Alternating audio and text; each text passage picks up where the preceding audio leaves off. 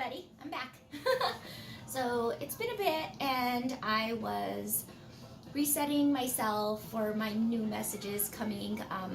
I know we've done a lot of work. I know that there's been a lot of information thrown at us, and I completely understand that it's a little bit of, not only hearing it, but using it as a tool for when something occurs, and then we, whip it out and we utilize it to change what we're used to doing. So I've given quite a few tools, and I know that we're all in different chapters of our lives and we're all working on different things, but it's always fun to have a way to deal with something when it comes up rather than doing it the same way so that we get the same results over and over, right?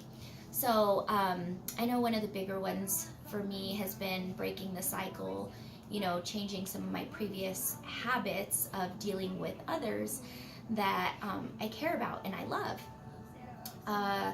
Not only myself, but family members. I have a 19-year-old son. He's been out of the house for over a year now, and just our relationship has changed dramatically.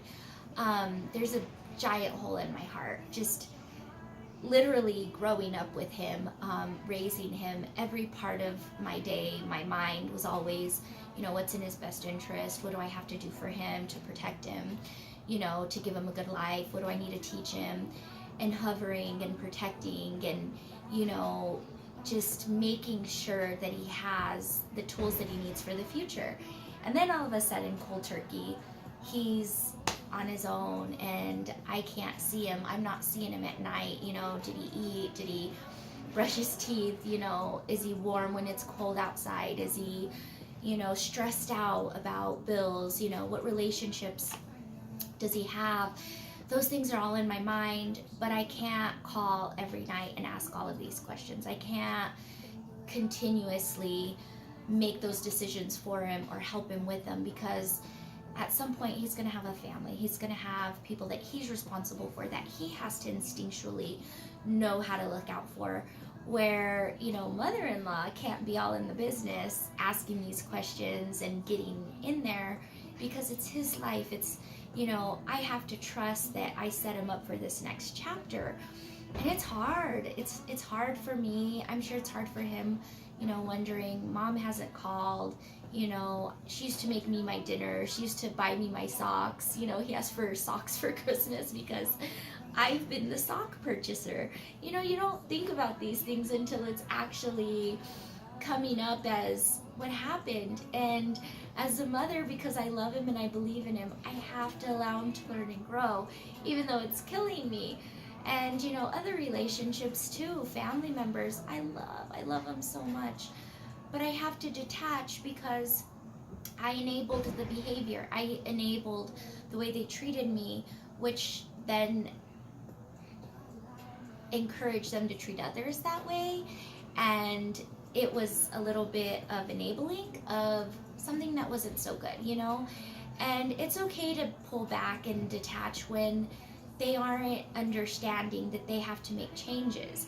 And we all autopilot. We've talked about that quite a bit, is we just do what we do over and over and over and over. And we want different results, but for some strange reason, we're not getting them. And we're all part of that, If we're allowing someone to treat us a certain way, they always will, If we step back with love, ignore the behavior, don't participate in it, it'll, turn around at a later time. But if you want it to change, you're going to have to stop allowing it to continue to be that way.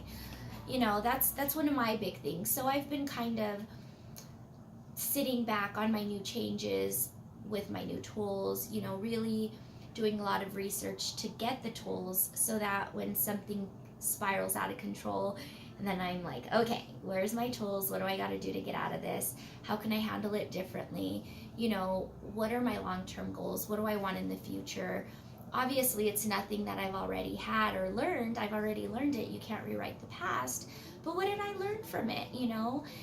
I just had a 7-day road trip, 33 hours on the road, and, listening to music, a lot of old music from my childhood, from my teenage years, from, my beginning phases of being an entrepreneur from 19 on were playing, and I just couldn't help but think about what a different person I've been in all of these different stages.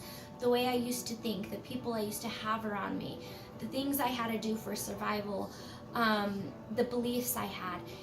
And they'd surface, and I would see that those no longer serve me. They're not who I am, and they're in the past, but they were lessons, no victim mentality, no boo-hoo. It was all very refreshing to see where I am now. So I wanted to share those things with you as we move forward and we get more and more tools. It's okay to just sit in, the moment and absorb it all so that you can move forward. You may not need this stuff now, but when something comes along and you know that you're done with this, the fear of it being this way a year from now, that's when you dig it up and you're like, you know what, this is going to have to happen because I would like this outcome, right? So I just wanted to wish you all a happy new year and keep up the good work, keep growing, keep learning, and keep being the change, be the light, be that difference in the world that we all need to receive and to give, right? It's all that dynamo.